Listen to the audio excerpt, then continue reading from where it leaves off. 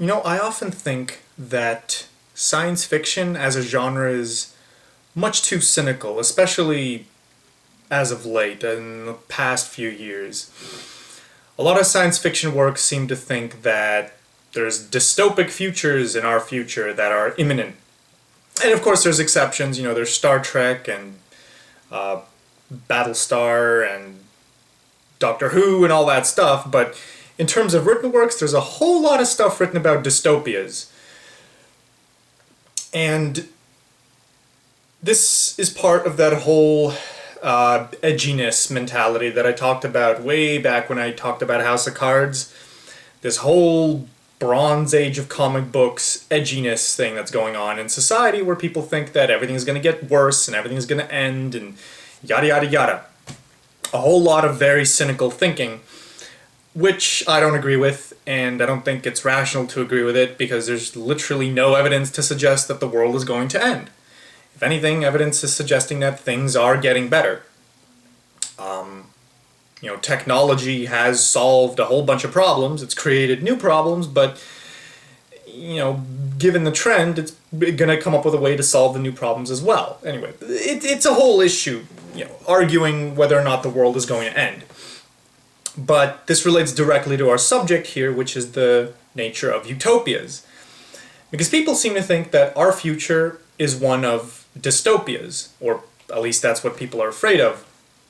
But I think they're all going to be disappointed to find out that it's not going to be a dystopia. It's going to be very much like a utopia, but perhaps not a utopia that we'll enjoy or want to live in. The utopia that I'm going to present to you today is the Brave New World utopia.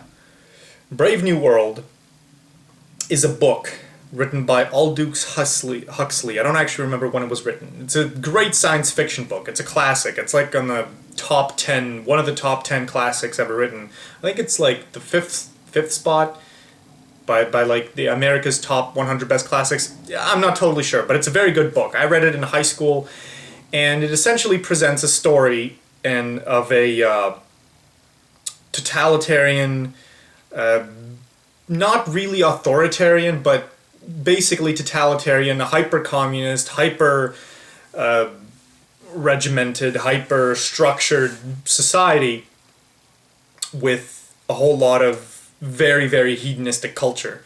It's essentially communistic hedonism. The hedonism being the what, communism being the how. Communism being the way that they enforce hedonism.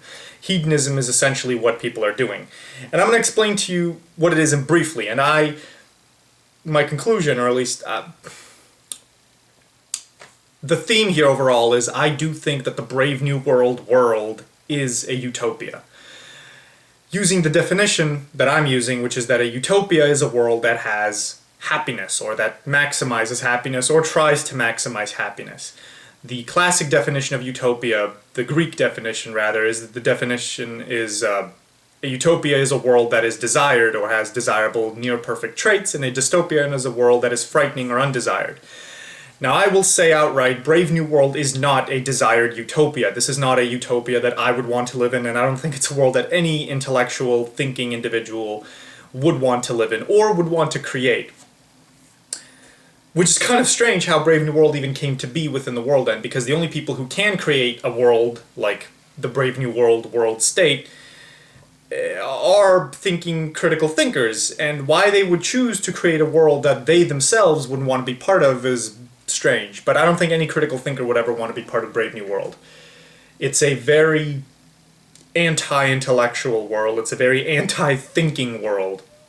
It's a world where you're happy, and that's about it. It's the bare minimum happiness that can exist, rather. It's the lowest end of happiness. It's a happiness that you get basically by lobotomizing half the population and keeping them in a permanent drug, near comatose state of sexual excitement. It's essentially what Brave New World state is. But it is a utopia. Because the definition of a utopia, that it's something that's desired, isn't well defined. And the fact that that definition is problematic because it means nobody could ever really agree on what a utopia is. Utopia can't be defined as something subjective based on people's preferences because people aren't smart enough to agree on something like that. I mean, there's people today who don't like technology and think that it's ruining our humanity or destroying our humanity and nonsense like that, right?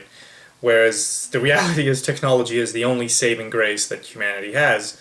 Anyway, I'm getting off topic. The point therein is that the definition of utopia, dystopia, is the one where a dystopia is a world where, with lots of misery, lots of unhappiness, and a utopia is a world with lots of happiness and very little misery. That's it. It's an objective definition, and happiness is something you can measure with serotonin or whatever.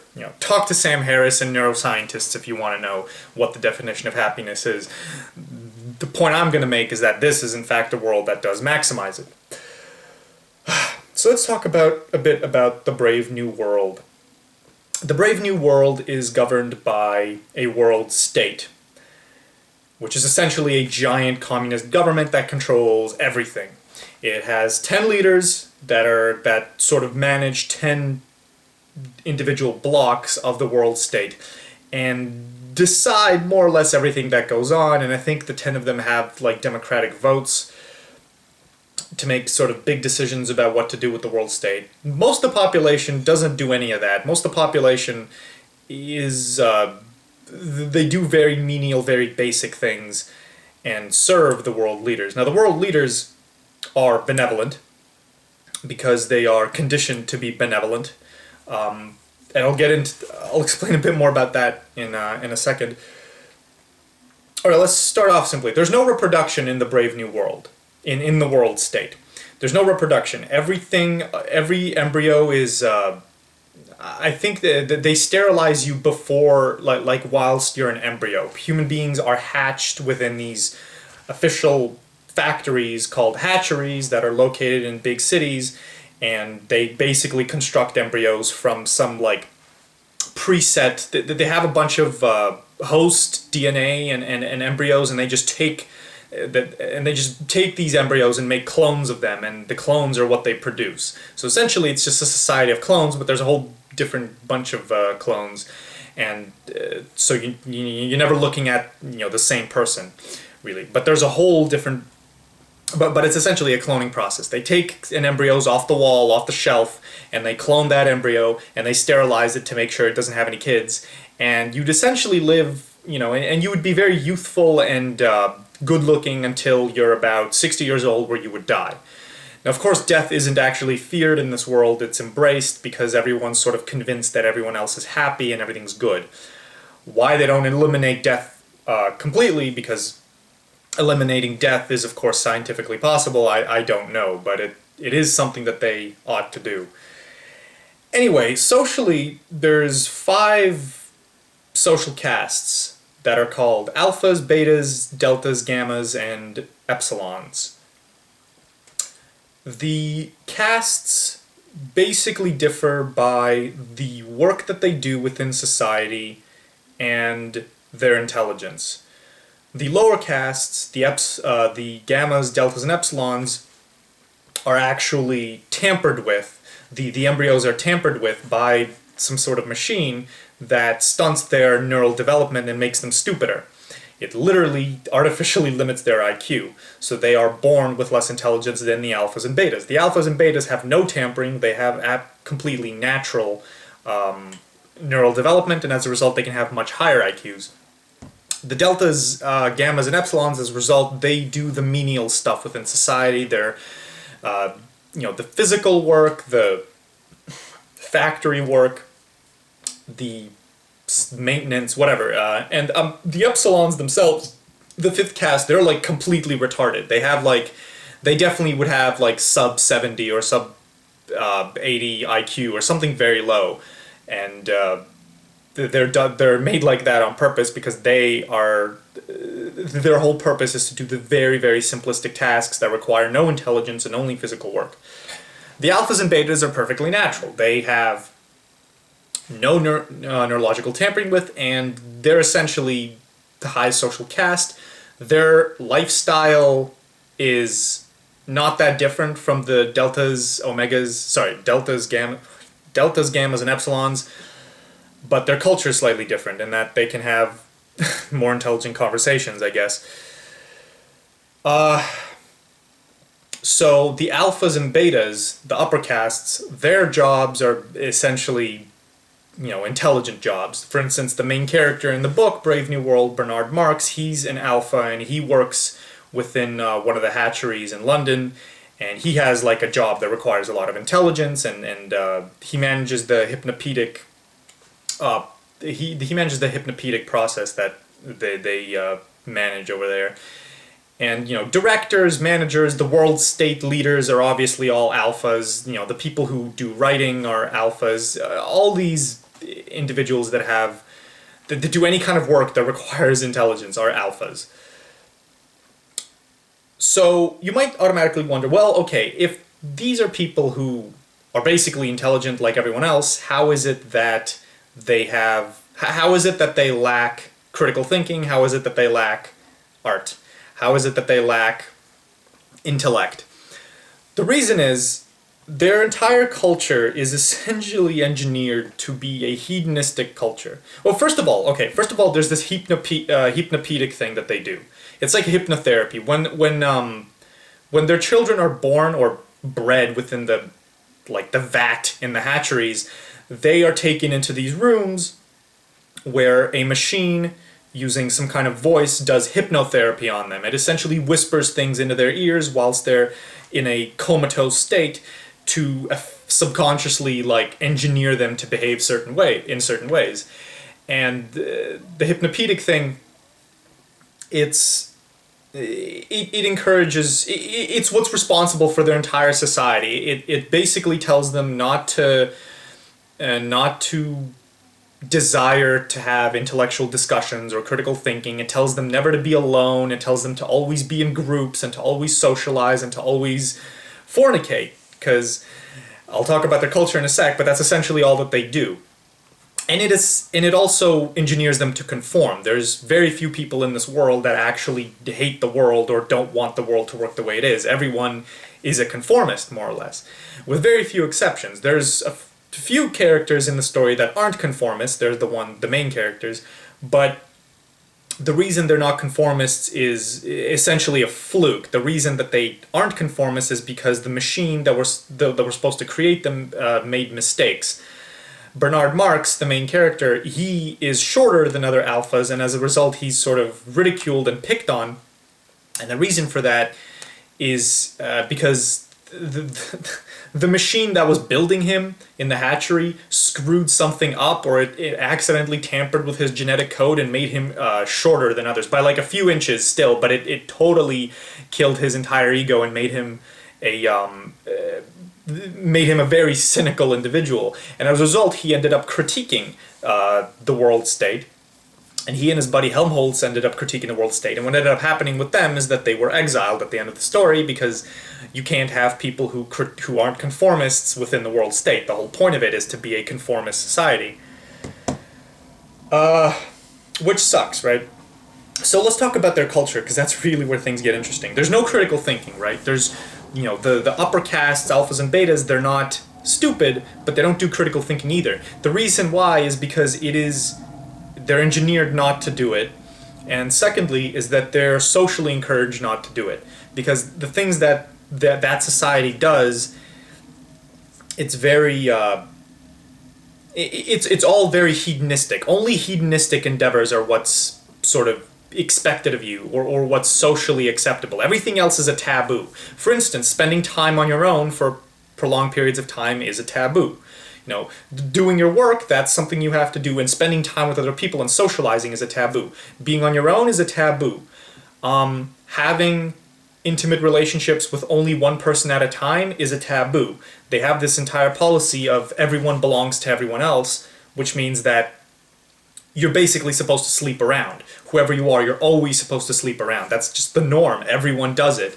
There's no monogamy or exclusivity. That doesn't exist. There's no marriage. There's no religion. The only religion that they have is these pseudo-religious ceremonies where they sing hymns and then they have orgies. And orgies are a constant thing in this world. People have orgies non-stop because, again, hedonistic pleasure. And on top of that, they always take this drug called soma, which keeps them in this hyped up, hypersexual, hyper aroused pleasure state basically all the time. It's like cocaine that makes you.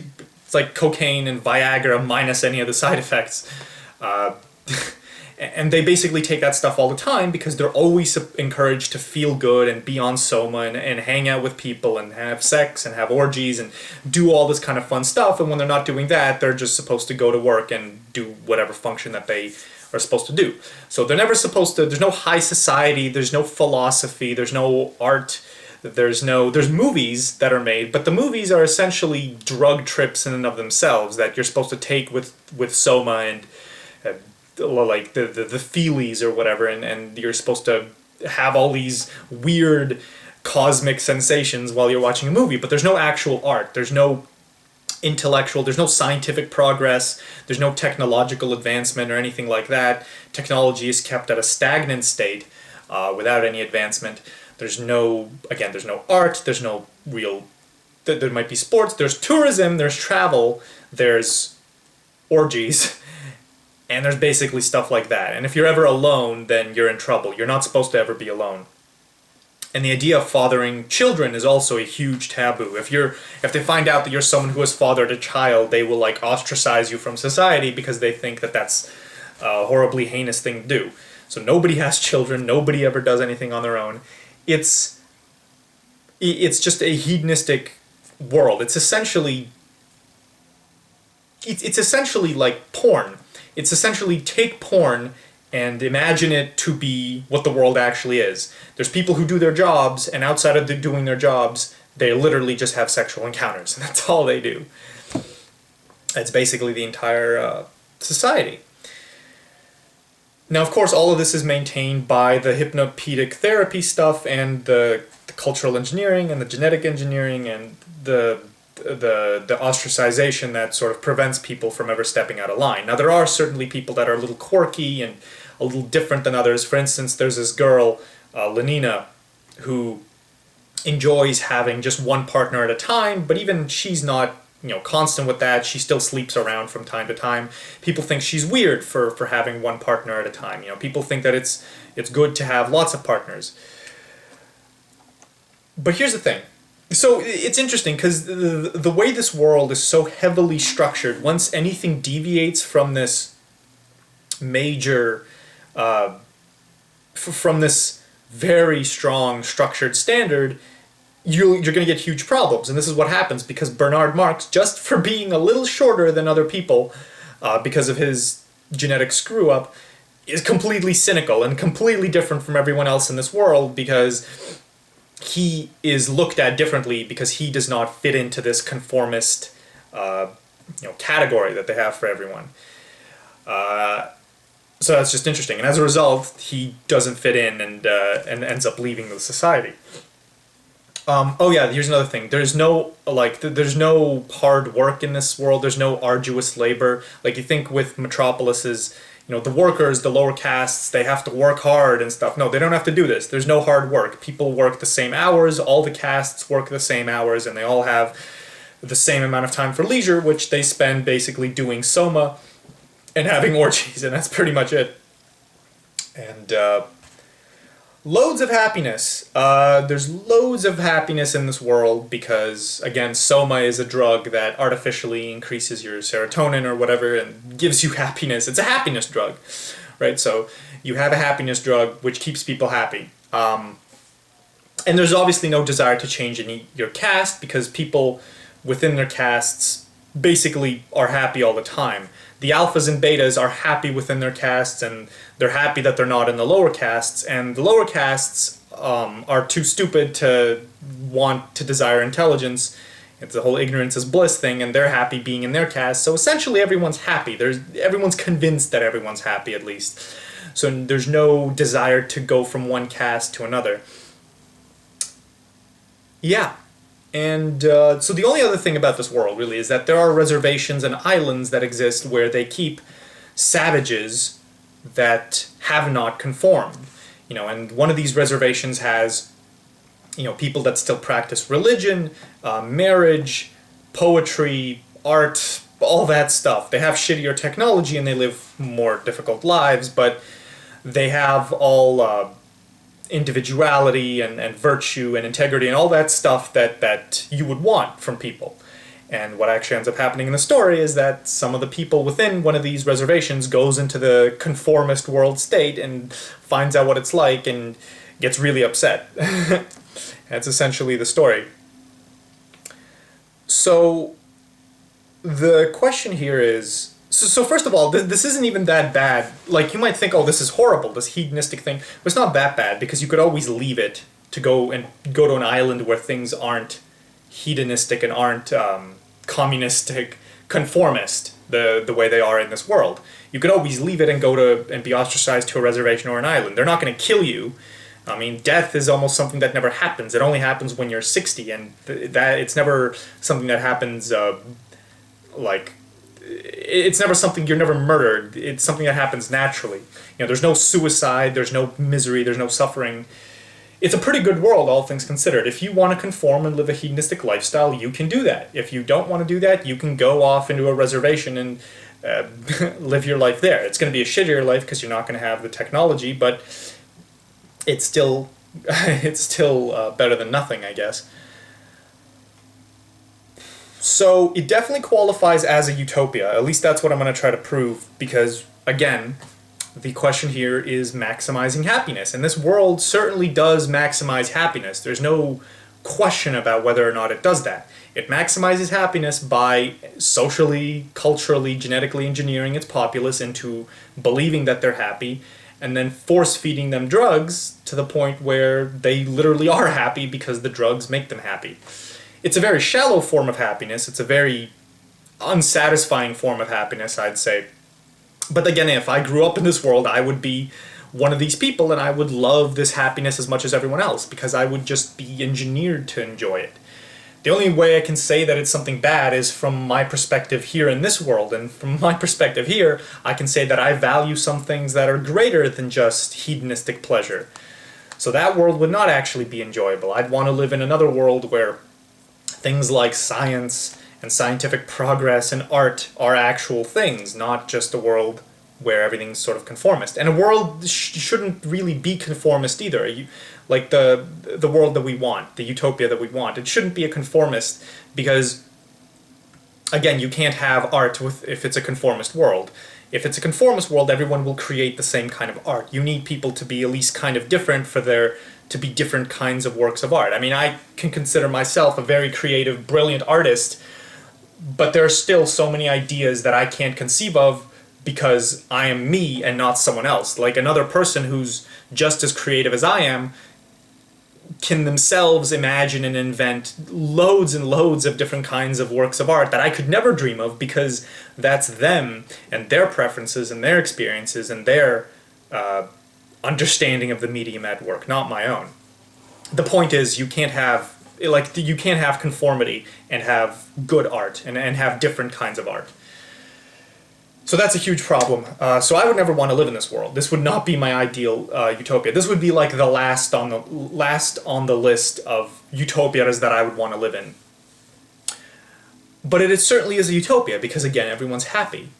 And that is an objective measure for what a utopia is that it is a world where people are content, or in the very least well off. And there was something I was going to say. The thing that this presents is, it presents a very strange extreme, because what they're doing in this world is they are keeping just enough freedom for people to have things to do, but the only things that people do are just base hedonistic pleasure. So it's sort of weird that the world state doesn't want to increase its level of technology, because if it did, it could replace all of the gammas and deltas and epsilons with machines, completely replace them with machines, and then just stop producing them, and then produce only alphas and betas. Now, furthermore, it could replace all alphas and betas with the jobs that they do with machines as well, because AI technology can do pretty crazy stuff, and then you literally have a world where human beings are literally bred just... human beings would only be bred at that point just to be force-fed soma. You know, like at that point you might as well have people just sitting in stasis chambers separate from one another, and soma's just being pumped into their veins nonstop, and they feel good, and just have an entire all this technology that upkeeps that system. But see, if that's the world that's the extreme of the world state. The world state isn't quite there, but it might actually get to a point where the only thing it needs its populace for is to keep them happy and content with soma, and that the work that they do doesn't even matter because machines can do that work. It's interesting because once it gets to that extreme, you have to ask a very serious philosophical question: what the heck was the point of building the system in the first place? Because once you build this system, you realize that there's no point to this system, right? There's no point to having a system that perpetuates humanity if all humanity is doing is just having soma pumped into their veins, right? I mean, if that's literally all that's happening, what's the point of that? Because again, a machine could do that, and there's no... a machine does all the work and does all the pumping, so you're literally breeding human beings for no reason other than to pump soma in their veins. It's like, why breed human beings at all? Why just not have human beings whatsoever and have only machines do things? Or have nothing but machines, or have a world of simply machines.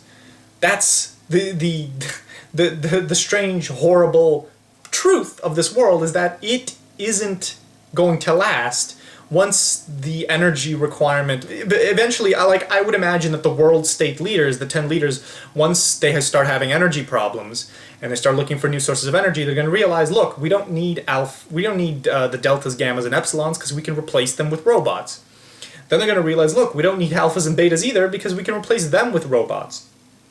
And at that point, they're going to ask themselves the question, wait, what was the point of doing any of this if everything just got replaced with a machine? That means that humanity is obsolete and the machines should just inherit the Earth, which might actually end up happening in all reality. But that wouldn't be a dystopia, that would still be a utopia. It would be a utopia without humanity, which is a scary one. Again, not one that I would want to live in. But you get the point, is unless the purpose of your utopia is to do stuff like science, to do stuff like art, to self-actualize, and for people to be virtuous and act out of their desires, out of their higher level desires at the top of Maslow's hierarchy of needs, then there's no point in anything. You know, if you're... Basically what this society does is it takes Maslow's hierarchy of needs, it takes this pyramid, it cuts off the top layer, and it just automates everything else. And that's really fucking strange, because it's like there's no point in automating everything else if the top layer isn't there. Because everything else can literally be done by machines. If the only purpose of living... If the only purpose of living is to make everything easier for people, then you can literally just make machines replace all of the jobs that people would do that would satisfy people lower level desires, lower on Maslow's hierarchy of needs, leaving the higher levels of Maslow's hierarchy of needs as the actual stuff that human beings do, whilst machines are off running the factories and providing us with healthcare and water and whatever. So at that point, it's just, it becomes so strange. Why would you even... if you eliminate the top level of Maslow, why do you still have a society? It's kind of weird. Maybe this is my own personal bias, but I feel like if the top level of Maslow isn't there, then there's no point in having a society at all. Then it's literally pointless. So it's not even like it's a pointless utopia. It's a dead-end utopia. It is a utopia that will eventually run humanity into the ground. Humanity is obsolete if the top level of Maslow's hierarchy of needs isn't present. And the only reason for that is because the top level of Maslow is what human beings do once everything else has been satisfied. You know, leisure, art, science, these are things that human beings will do once they live comfortably and, you know, have intimacy and have respect. The only thing left for them to do is morality and science and art. So it's very, very strange. So my thoughts on the Brave New World state is essentially that it's it's an obsolete world, that it's a world that won't last because it has essentially neutered humanity by getting rid of the very purpose for which humanity lives, which I see it to be the top level of Maslow. The meaning of life, if you want to know, is the top level of Maslow's hierarchy of needs. That is the meaning of life for all human beings everywhere, all the time, everywhere. And so long as that remains the meaning of life, humanity will never become obsolete. There will always be a purpose for a human consciousness. But if that isn't there, then there is no purpose for human consciousness, right? There's no purpose for consciousness at all if the top level of Maslow's hierarchy of needs isn't considered, right? Because everything else is just a means to the top level of Maslow's hierarchy of needs. Maslow, the top level, is the end. So that's what's really off about the world state. And that's why it's so scary, because if every single thing that the alphas, betas, gammas, and deltas, epsilons do is replaced by a robot that can do all of that, then you start to get the question, well, why does the robot want to do any of this? Why doesn't the robot just go on to learn science? Or if this is some advanced AI that manages society, why doesn't it try to populate other planets or learn about the secrets of the universe or create a poem or something? I don't know. You get the idea, right? The idea is the world state is problematic not just because it's shallow and shallowness is unsatisfying, and it's conformist. It's problematic because it literally it literally destroys itself. It makes everything obsolete. There's no point in living if the point of living is just hedonistic pleasure, essentially. I mean, because hedonistic pleasure is something that can be made more efficient. You know, and anytime you can increase the efficiency of something, you're essentially saying that this thing doesn't deserve to exist. This need, human need, doesn't deserve to exist, right? Like if the whole point of hedonistic pleasure is to satisfy a human need, the human need being the need to be happy, then it makes more sense technologically to simply eliminate the need than to constantly pump soma into people's veins to perpetuate the system. Right? It makes sense to just genetically re-engineer all humans to not desire soma or to not desire... I might be rambling a bit, but hopefully you guys get the idea. It's the system, if it can be made more efficient, it means you can eliminate certain needs. And you can never eliminate the need to learn about science and learn about art. I mean, it's deadening to do so. That's the short of it, anyway. But this is still a pretty good utopia, all things considered. It's not the worst kind of utopia. You could have a utopia that's definitely more unpleasant or more frightening. Or at least more grotesque, let's say. I guess things like the Borg come to mind, but not even the Borg. More like, you can have a utopia that's very authoritarian, and the lower castes are essentially forced to do certain things and they're kept happy with drugs, whilst the upper castes can do whatever they want. That is essentially Brave New World, only the dictatorship is not really benevolent, it's selfish. That's a worse version of it. But all things considered, this is the quintessential conformist, communist conformist world that can possibly exist. And I'm not a conformist, and conformism is obsolete. Conformism is something that will become obsolete.